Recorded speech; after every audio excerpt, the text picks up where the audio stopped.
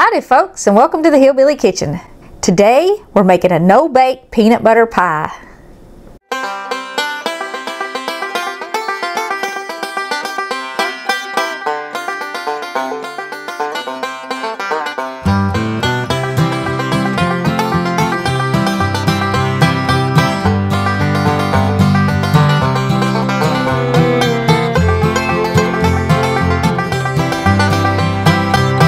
This is a very easy recipe and it is absolutely delicious. I'm making this for Father's Day and Brett loves it.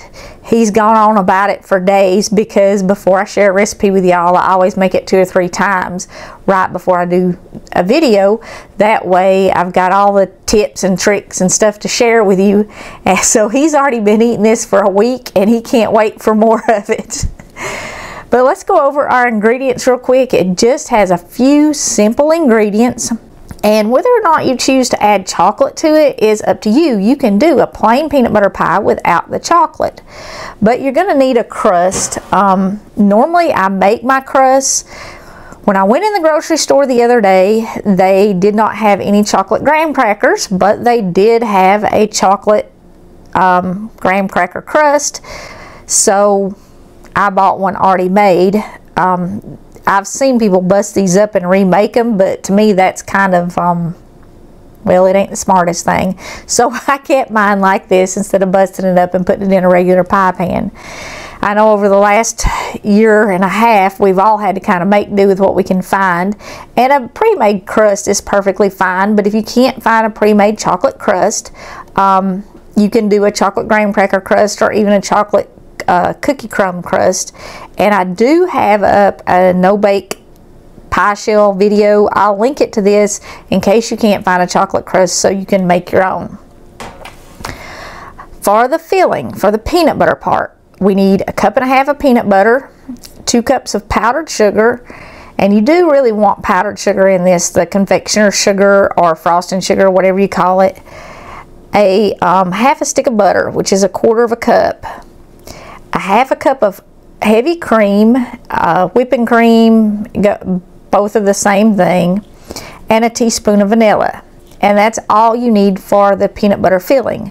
Now for the chocolate that I have on the pie itself, you need 1 cup of milk chocolate chips.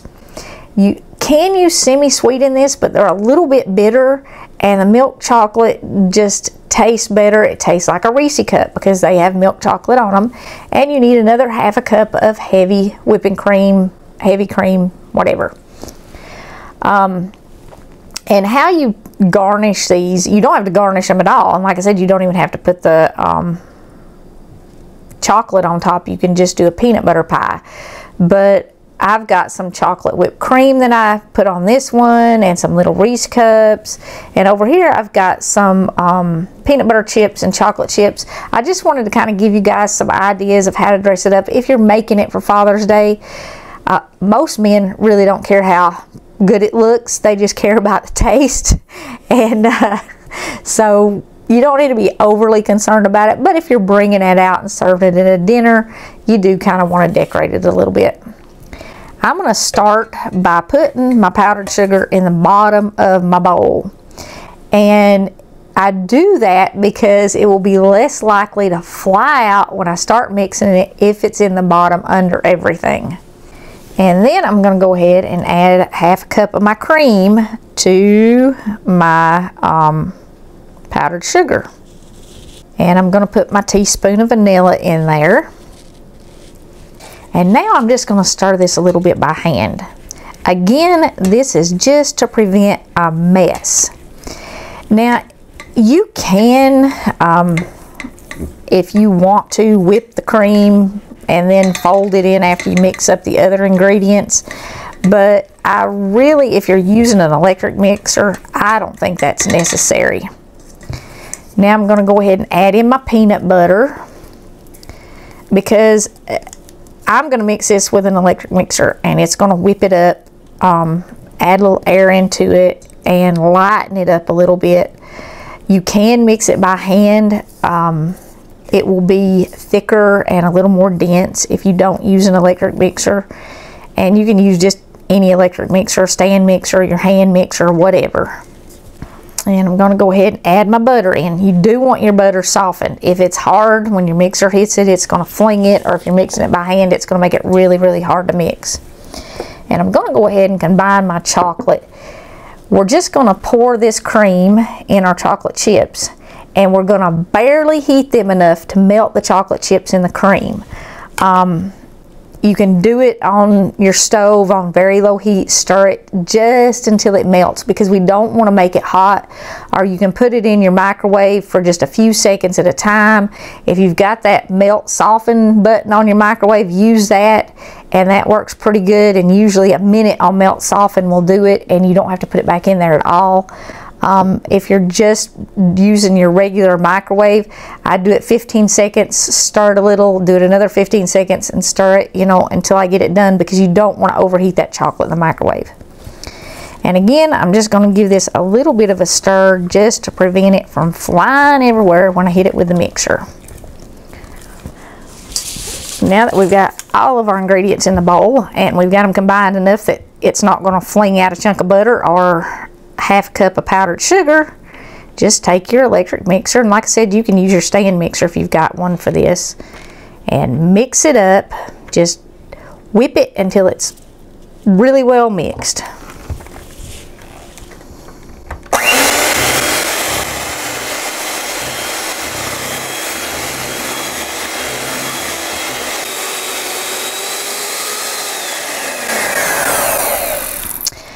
Doesn't take long at all to mix it, and I do want to tell you how much you mix it is going to affect the texture of the pie. If you don't mix it as much, like I said, if you like hand mix it, it's going to be creamier and more dense. The more you mix it, the more you whip it, the lighter it's going to be, and it's going to have a slightly drier texture than if like you hand mixed it. But it's really up to you how you want it. You might want to mix it a little and then taste it, and mix it a little and taste it, and you can do that and adjust it. And you can also adjust the peanut butter and the sugar in here to suit your taste. You can use up to half a cup less of sugar, use a little more peanut butter. The proportions in this really, to me, are absolutely perfect, but you can change it to suit your taste. A lot of these no-bake peanut butter pies, they have cream cheese in them, and the cream cheese and the butter kind of serve the same purpose, but the butter has a more neutral taste than the cream cheese does. You're going to taste your peanut butter still and not taste cream cheese if you use the butter. But you don't want to use too much butter, or it dilutes the taste of your peanut butter, and then your pie just kind of tastes like peanut butter flavored butter, which is not good. You want it to taste like peanut butter. Okay, let's put this in the microwave, and we're going to put half of our pie filling in here while this is melting.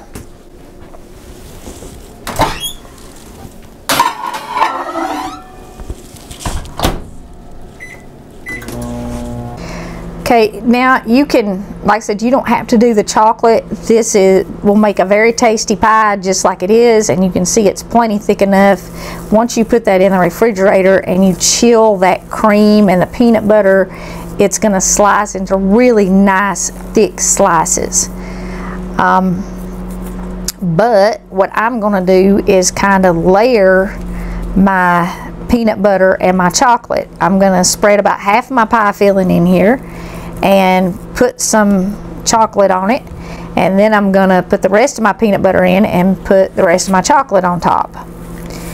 If you want a little texture in this, you can use crunchy peanut butter. I used creamy, and I do recommend using your favorite brand of peanut butter, because you taste the peanut butter in this. And if you don't like the peanut butter that you use, or even if you use a brand that's not familiar to you, the pie is not going to taste quite right. So use your favorite brand. If you've got a brand of peanut butter that you really, really like, use it in this recipe. Don't go with the brand that's on sale this time, because you will taste it. You can see it's so thick, it's hard to spread almost, so you definitely don't have to worry about this one setting up and being runny when you go to slice it. Now that we've melted this, we just want to stir it up and mix our chocolate and our cream together. And like I said, you don't want to get this hot. And I'm going to kind of rush this. If you want your chocolate perfectly smooth in the layers and perfectly even, once you put the chocolate on there, put it in the freezer for 10 minutes or so and harden up the layer of chocolate before you add your other layer of pie filling. But again, you don't have to do this or do it, and you don't have to do the layers in there. Brett just said that he preferred it with the layers in there. He thought it tasted better if it was broke up a little bit. You can just put all your chocolate on top. Another way that you can add texture into your pie is when you're doing this chocolate, you can see I've still got some little lumps of chocolate chips in there. You don't have to let those completely melt. You can leave those in there and you have little chunks of milk chocolate in your pie. You can also add in to the filling some peanut butter chips or milk chocolate chips. Just add a few chips in the filling if you want. It's just, I mean, there's so many variations on this that you can do, and you can do it so that it perfectly suits your taste. The peanut butter and the chocolate chips also make really cute decorations on the top.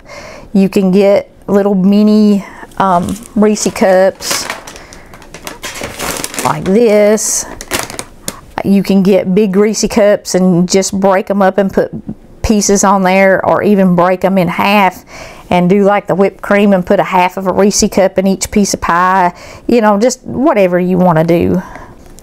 Okay, I've still got a few little chunks of chocolate in my chocolate here, but I'm not going to worry about putting this back in the microwave and melting those, because I don't want this to get any hotter.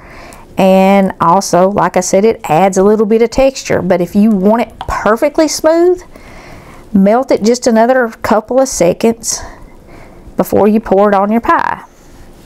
Now, because I'm rushing this and I'm not going to put it in the refrigerator to let this get hard, I'm going to pour my chocolate all right in the middle of my pie, because when I add the rest of my filling, it's going to squish it out to the edge anyway. And it will start to harden up almost instantly, but it's not going to get hard unless you put it in the freezer. And if you want to put it in the freezer, just tip the pie and spread it out a little bit so it goes all the way to the edge. And now all you want to do is just spoon the rest of your filling on here. And once you get it all on there, we're just going to spread it out. The more you mix this and whip it, the stiffer it gets too. If you don't mix it a whole lot, you're going to have to leave it in the refrigerator for quite a while before you cut it, at least a couple of hours. If you mix it and whip it like I do, it's really almost stiff enough to cut as soon as you make it. It is much better cold though. And the reason why I put some of them in these little ceramic things is because if you make little individual ones like that, and a pie will make about 8 of these if you wanted to do it individually, the ceramic, these are in little ceramic dishes, keeps it colder, and it actually tastes better in those little ceramic dishes. But that's another option that you have for this, is dividing it up and doing little individual dessert cups. And you could do it in any kind of cup, little ice cream dishes or something even, if you wanted to. I'm getting some chocolate up in my pie here, but that's okay because I'm going to cover the rest of the top of it with chocolate. If you put it in the freezer for a few minutes, or even in the fridge for 20 minutes or so, you won't get the chocolate mixed in your peanut butter like what I'm doing here. So if you want it absolutely perfect, put it in the fridge and let that middle layer of chocolate get firm before you add the rest of the pie. And it'll also keep that middle layer of chocolate even. Mine's not going to be even the way I did it. You can see here I've got almost half of my middle layer out this edge over here. Kind of spread it out a little bit. Make sure it goes all the way to the edges. If you want to smooth it out, you're going to have to get something clean, because once it sticks to your spatula, you're never going to smooth it out. And you don't have to smooth it out. You can leave it really lumpy. You can take a knife and put some peaks on it even if you wanted to. And just let that be the decoration that you have on the top of it, or the design that you have on the top of it. I want to say hi to Tammy and her grandson. I was actually shopping for some of the ingredients for this recipe and ran into her and her grandson. Gosh, what day? It was Tuesday, I think. It was very nice meeting Tammy. She is such a sweet lady. And we do have a lot of local viewers, so if you happen to see me out, say hi. And if we've got time, we'll chat a little while. Okay, now that you've got it all spread out, just go ahead and pour the rest of your chocolate on there. Kind of get it out toward the edges. It is prettier if it's all covered. This works better in a regular pie pan, I think, one of the glass ones. This shell here is a little bit small, and what's going to happen when I pour this on here, it's going to continue to spread out, and it's going to end up all on the edge of this tin. Fortunately, it does have the little lip on it, so it won't run all over my countertop. But if you try to put the lid back on it, you know, the little lid that they give you to transport them, it's going to stick to that lid, and it's going to be hard to get the lid off, and then it's going to mess up your pie. So if you're making it in one of these dishes, the pre-made pie dishes, you might want to put it in the refrigerator and let it get hard, and then put the lid on it, because you can see the chocolate is all the way up to the edge. It's filled up this lip, and if you stick it on now, it's going to make it squirt out, and it's going to stick to it. And then, like I said, when you try to lift it off, it's going to mess up the edge of your pie. I would let this sit in the refrigerator for at least 2 hours before I served it and tried to cut it. It is much better cold, and if you do it in the little cups like this, they'll get cold quicker because they're smaller. But at least an hour in the refrigerator for them. If you need it quicker, you can put it in the freezer. I haven't tried freezing this, but I think it would probably freeze pretty well. If you want to decorate it with the chocolate whipped cream, I chose not to do that in this video because I've done whipped cream so many times.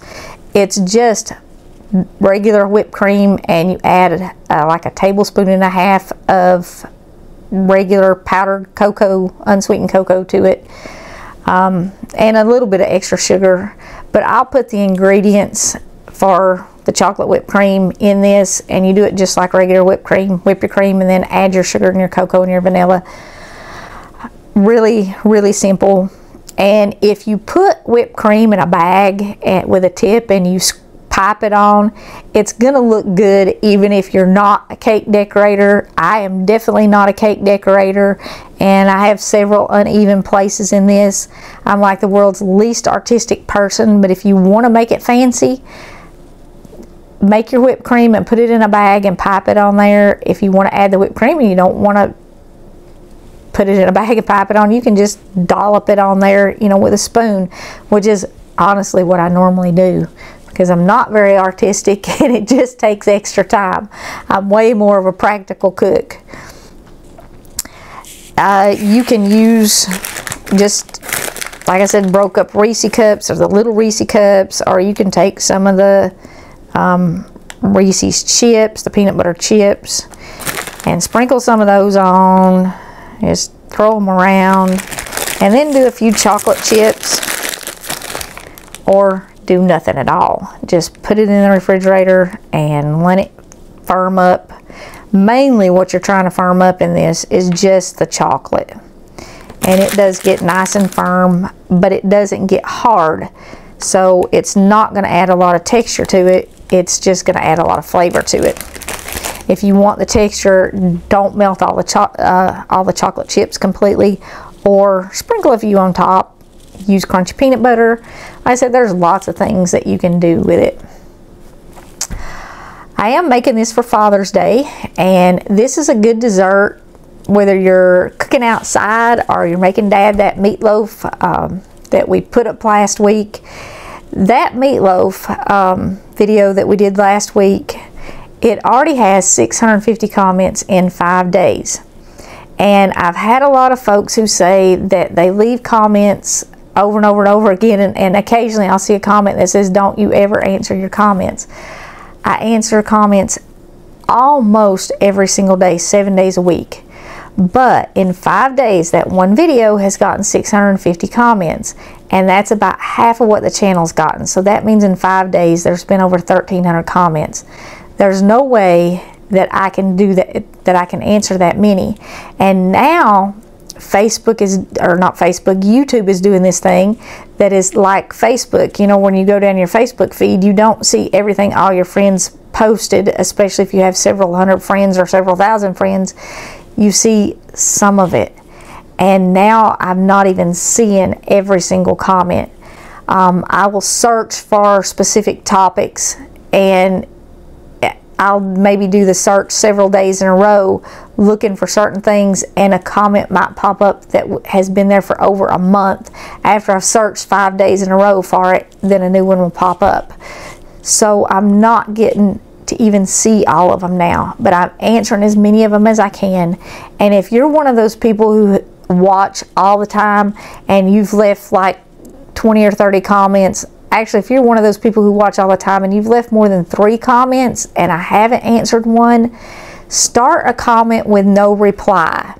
And then you can tell me whatever else, what you've been telling me in all the other comments that I haven't seen, or anything specific that you want answered. Start it with no reply, and I will search for no reply for several days after I put this up and try to get as many of those as I can.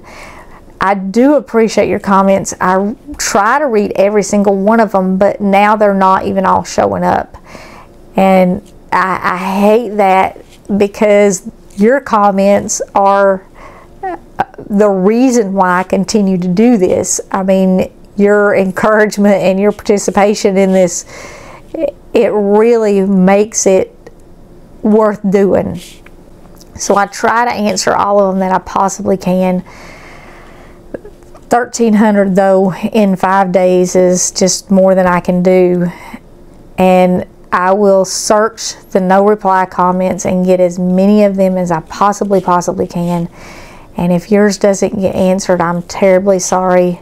Try again, and I'll keep searching them, and I'll keep trying to answer as many of them as I can.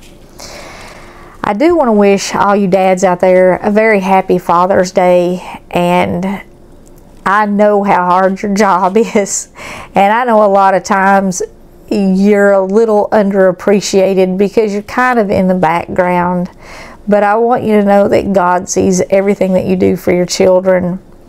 And I want to encourage you all to share the Lord with your children and let them see Him in you, because that is your most important job. And if you are fortunate enough to have a father who cared for you and who showed you God's love, please thank Him on His day and really let Him know how much you appreciated it. And if you're one of those folks who maybe grew up without a dad, our Heavenly Father can fill that void for you. And maybe as an adult, you can reach out to your father and have a relationship with your earthly father if it's not already too late. And if your dad wasn't in your life, I don't know what circumstances caused that, and maybe there's nothing you can do to have a relationship with him. But if he wasn't in your life, maybe you don't really know him either, and he might just be worth getting to know. So it might be worth reaching out if you don't have a relationship with your dad now that you're an adult, and starting that, because people change over time, and it would be as good for you as it is for him, especially if he's changed, that maybe you could have that relationship with an earthly father that would strengthen your relationship with a heavenly father. Just a thought. Like I said, I don't know the situation, but it might be worth your time. I want to leave you with Proverbs chapter 3, verse 1 and 2. My son, forget not my law, but let your heart keep my commandments. For length of days and long life and peace shall be added to you. Like I said, it's definitely something worth investing your time in. A relationship with your Heavenly Father and with your earthly father. Until next time, remember to put God first.